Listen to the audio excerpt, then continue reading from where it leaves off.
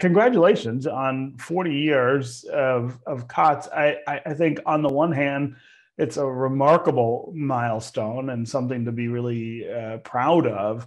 But on the other hand, it also suggests that we still have this profound need in our community and that we have not yet found a way to solve it permanently for enough people.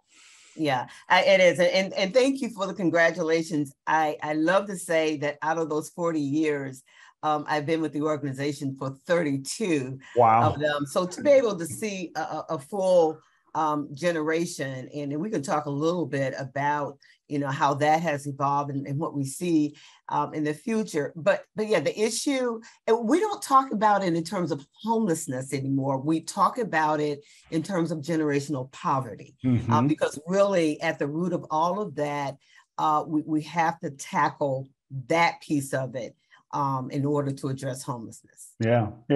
So let's go back to 40 years ago and compare what the problem looked like then to what it looks like now and what the organization was doing then versus what it's doing now. Yeah, so back in 82, it's basically a group of clergy and community folks that came together to say, hey, there's an issue basically at that time with single folk on the street. Like, how do we address that? And in the basement of old St. Peter's Episcopal Church, right across from Old Tiger Stadium, COTS started, in its Coalition on Temporary Shelter. That was the legal name of it, with really getting these single folk off the street.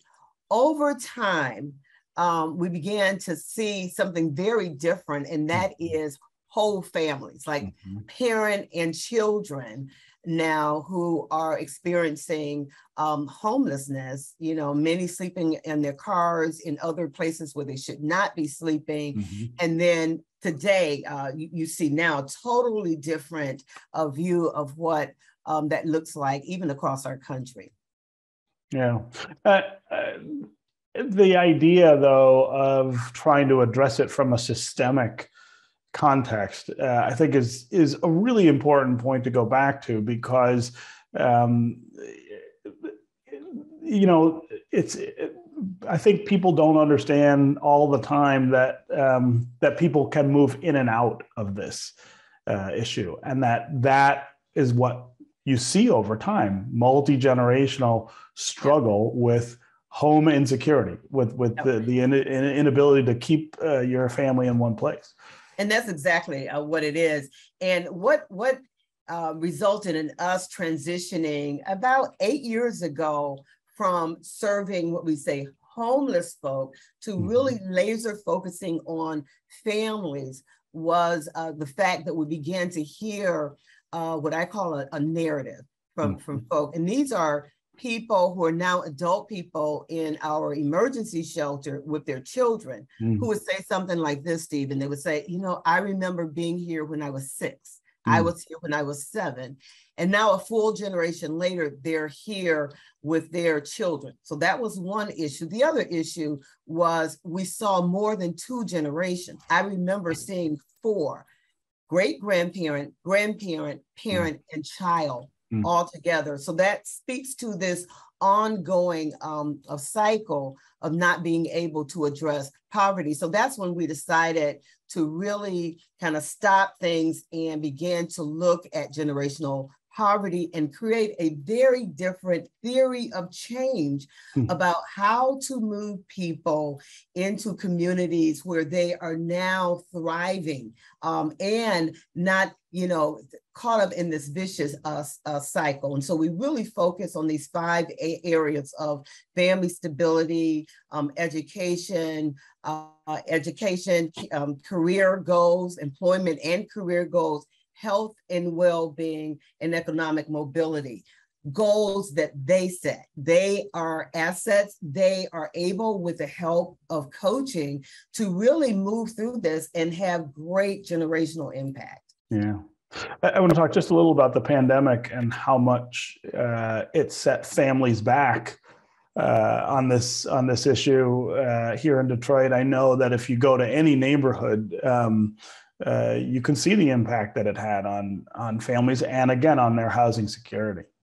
Yeah, so I am saying this, and I believe it to be a truth, that we haven't seen like the real impact of that yet. Because right now courts are still behind. There was, as you know, the moratorium on, and folk were able to kind of stay put. But across our country, and Detroit is going to be hit really hard. You got prices of housing, rents just going the roof. People cannot support that.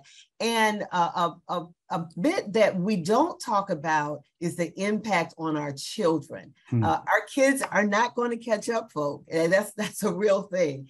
And so how do we mitigate that? And for kids that have already experienced homelessness, we're already behind.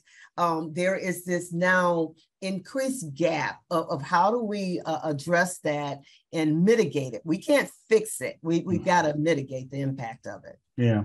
And that was going to be my next question, was this impact on children and how you address that separately. I mean, the goals that you're talking about are adult goals for head of households and people who are in charge, but this visits so hard on our kids. How do you get them to not repeat the cycle, right? Yeah. So our work really is too generational. I mentioned those goals specifically around parents. However, our children, we have a youth coach who works particularly with our kids on things that matter to them. And so everything from their executive functioning, how they think, how they see themselves in the world, the goals and aspirations. And believe it or not, kids are dreaming and they are thinking. Like they actually want things. And so when you pair working with parents and the child together, and I shouldn't always say parents, it's the adult person, because our families now consist of grandparents, aunts, sisters, whoever, right? And so we work with all families as long as it's an adult person accompanied by our children. But our kids specifically have goals that they are creating for themselves and working with a coach. That's important. And their overall health and well-being is at the center of all of that.